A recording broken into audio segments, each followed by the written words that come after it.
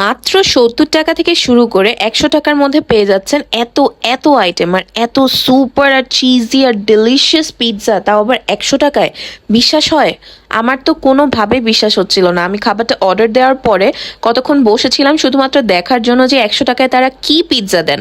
Because ১০০ টাকার pizza এত মজা, এত চিজি, এত বেশি স্টাফিং দেয়া আমি আমার লাইফে ফার্স্ট টাইম খেলাম। আর এখন যেখানে এক প্লেট ভাতই পাওয়া যায় না ১০০ টাকায়, সেখানে এত মজার মজার পিৎজা যদি আপনারা পেয়ে যান শুধুমাত্র ১০০ টাকা, তাহলে তো এটা তো অবিশ্বাস্যকর একটা ডিল।